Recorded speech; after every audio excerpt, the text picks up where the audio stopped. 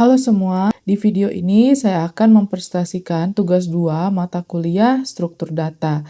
Baik, mari kita mulai saja. Baik, di sini kita sudah membuka e-learning-nya. Jadi, soalnya ada 3. Oke, mari kita mulai saja. Saya di sini menggunakan VS Code, jadi saya langsung saja membuat project-nya. Oke, di sini sudah ada. Kita rename saja untuk yang pertama. Nomor 1.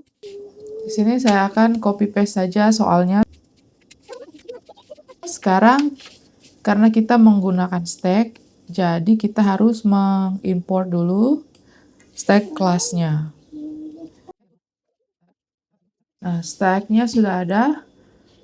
Sekarang kita bisa mulai saja programnya. Tipe datanya integer. Kita kasih nama stack saja. New stack. Nah, oke, sekarang kita memasukkan datanya. Stack itu, untuk kita memasukkan data, kita pakai push. Ini saya copy paste saja supaya cepat.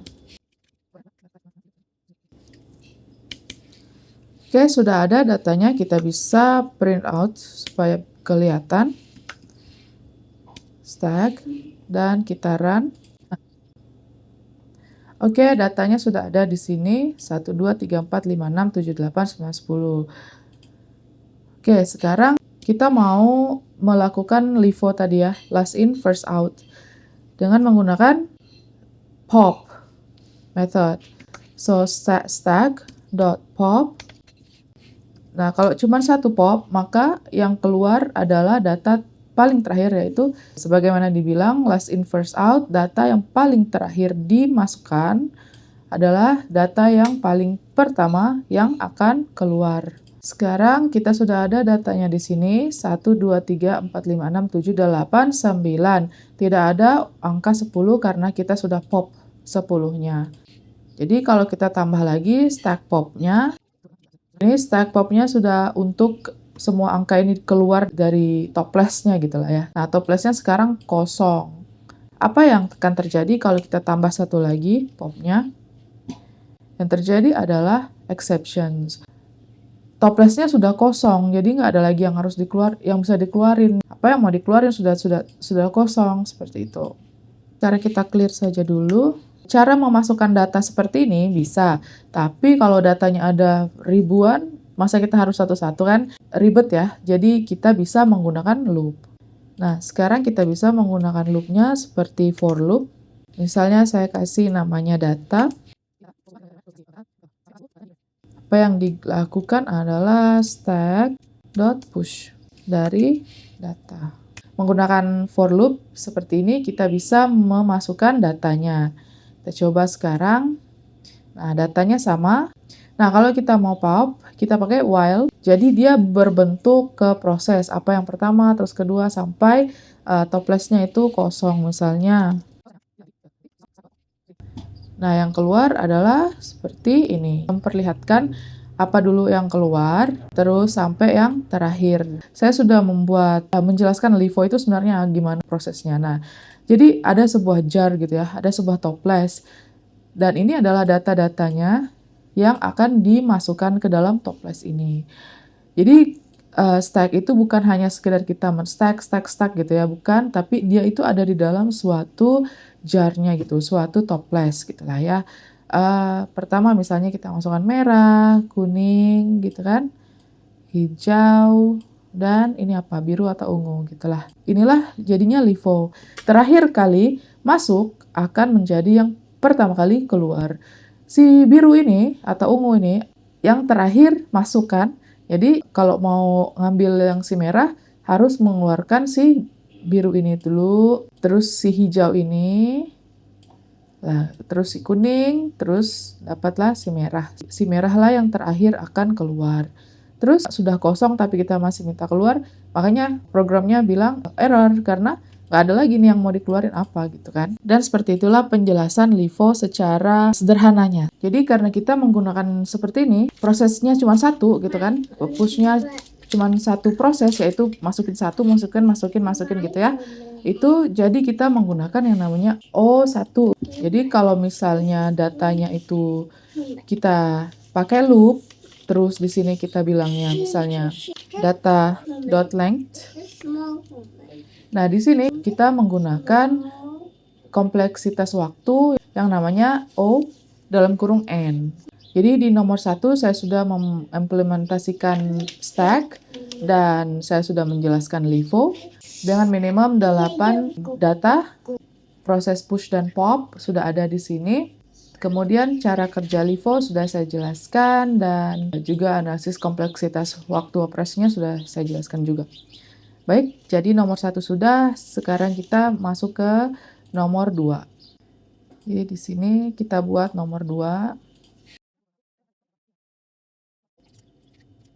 Nomor 2 ini kita harus mengimplementasikan struktur data queue. Nah, karena queue ini tidak bisa berdiri sendiri seperti stack, jadi kita memerlukan bantuan dari kelas lain, misalnya seperti linked list. Kita import dulu kelasnya. Baik, sudah kita import. Sekarang kita bisa memulai programnya. Pertama kita buat dulu jar-nya gitu ya. Sekarang kita akan masukin datanya. Jadi untuk memasukkan data di queue, kita bisa menggunakan add atau offer. Sudah ini, kita bisa tampilkan data dari queue-nya tadi.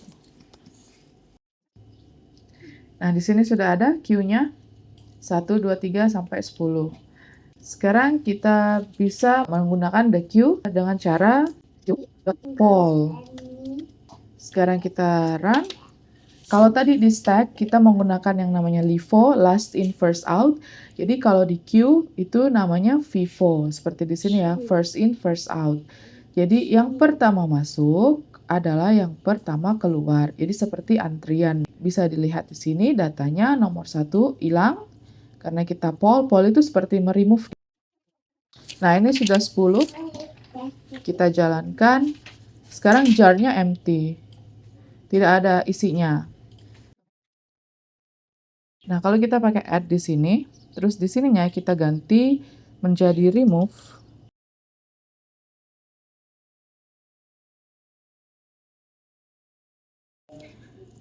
Kalau kita masih sesuai dengan data ini, masih ada 10, maka dia masih bisa berjalan, dia bilang jar-nya kosong. Apa yang terjadi kalau kita tambah lagi queue-nya? Yang terjadi adalah dia akan melemparkan exception atau error di sini. Nah, untuk FIFO ini saya sudah membuat sedikit analogi gitu ya, yang biasa digunakan untuk menjelaskan queue. Di queue itu artinya yang akan dikeluarkan pertama. Jadi konsepnya FIFO, first in, first out. Si Mbak ini yang pertama masuk di antrian dan dia menjadi customer pertama yang akan di serve gitu ya. Terus si Mbak ini, terus si Mas ini, dan si Mas ini selanjutnya. Di queue ini biasa dibilang sebagai head, dan NQ biasa dibilang sebagai tail. Nah, kalau sudah di serve sama si kasir, Mbak ini jadinya keluar. Nah, naiklah Mbak yang ini, terus Mas yang ini, nomor 3 dan nomor 4. Dia masih sebagai NQ-nya, sebagai tail-nya gitu. Terus yang ini sudah selesai. Nah, barulah lanjut ke yang nomor 3. Nomor 3 selesai, barulah lanjut ke nomor 4. Seperti itulah yang ada di queue. Nah, sama seperti stack, karena kita datanya sudah ditentukan seperti ini dan prosesnya hanya satu saja, yaitu menambahkan. Kompleksitas waktunya itu sama seperti yang tadi, nomor 1, yaitu O1 atau O1. Dia konstan. Untuk nomor 2 ini, kita mengimplementasikan struktur data queue sudah, terus kita menggunakan minimum 8 integer sudah, menampilkan proses NQ dan DQ, yaitu yang seperti tadi. Yang ini adalah DQ-nya, yang ini adalah NQ-nya. Menjelaskan cara kerja konsep FIFO, saya sudah menjelaskan secara sederhana saat tadi, terus analisis kompleksitas. Nah, saya sudah juga menjelaskannya. Oke, baik, kita lanjut ke nomor 3. Kita harus menggunakan quick sort untuk mensortir datanya. dan datanya minimum 8 integer, lalu kita menjelaskan quicksort-nya. Di sini saya akan menginput class array. Sebelum kita masuk ke main, kita harus buat beberapa method dulu di kelas ini. Lalu kita kasih parameter. Kita kasih condition if. Bisa dilihat di sini partition ada garis merah. Kalau kita lihat di sini method partition undefined. Nah, sekarang kita harus mendefine-nya di sini.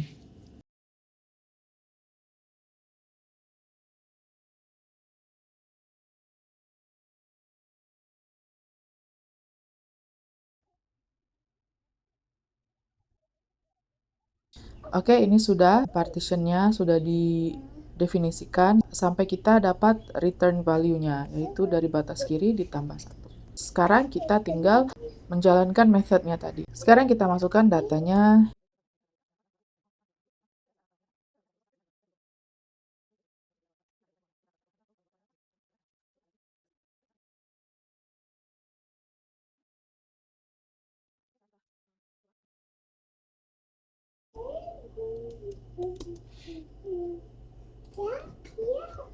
Jadi ini angkanya sudah, angka sebelum dan angka sesudahnya.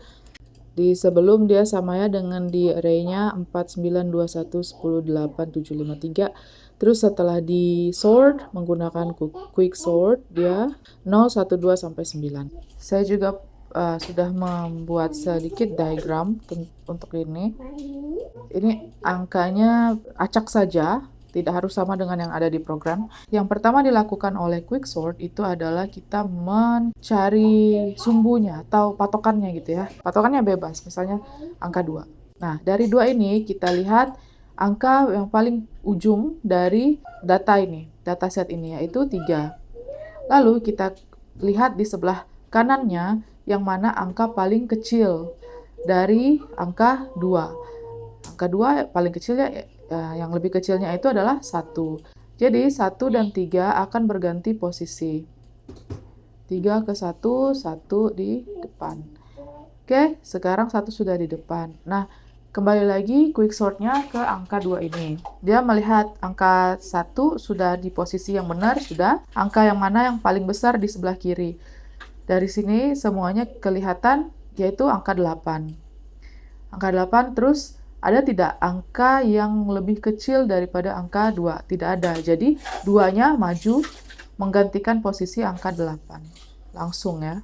Angka 1 dan 2 itu sudah fix, jadi quicksort tidak akan melihatnya lagi untuk sekarang.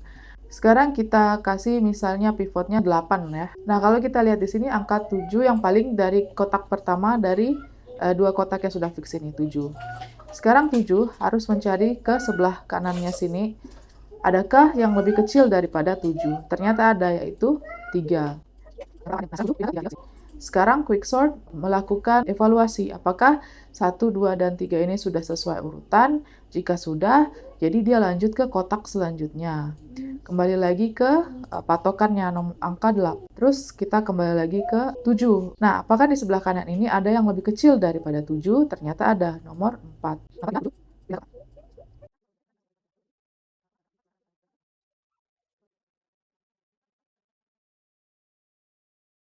Nah, baiklah, ini penjelasan sederhana tentang quicksort, bagaimana cara si quicksort itu mensorting. Kita baca lagi soalnya buat program Java yang mengurutkan minimal 8 data integer menggunakan metode quicksort. Kita sudah menggunakan quicksort-nya. Tampilkan data sebelum dan sesudah diurutkan, sebelum dan sesudah diurutkan. Lalu, serta jelaskan secara singkat cara kerja quicksort. Saya sudah menjelaskannya. Baik, saya rasa soal untuk tugas 2 dari nomor 1 sampai nomor 3 sudah saya kerjakan. Saya harap videonya bisa dimengerti. Terima kasih.